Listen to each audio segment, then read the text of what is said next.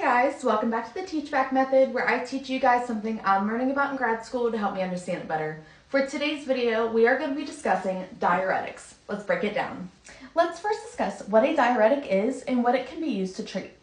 So, what do?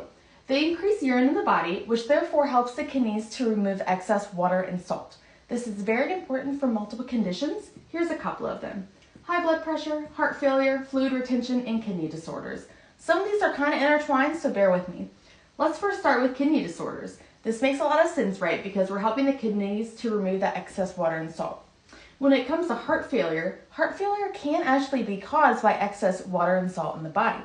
And this excess water and salt can make the heart work a lot harder to try to pump blood, therefore resulting in high blood pressure.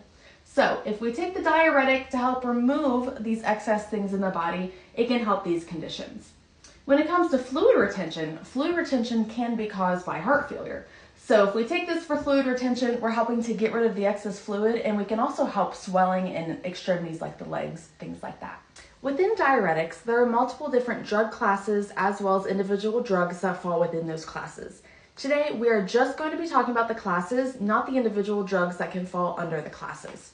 So, there are 3 different classes that fall in our diuretics. We have thiazide diuretics, loop diuretics, and potassium-sparing diuretics. Now, I want to mention that when a patient is taking a diuretic, they can actually take more than one as long as they're from a different class. So for example, a patient can take 1 thiazide diuretic and 1 loop diuretic, but they cannot take 2 loop diuretics at the same time. So we can take multiple from the classes, but not multiple within the classes at the same time. Now, as with many medications, diuretics do have some adverse drug effects that can be present in some patients.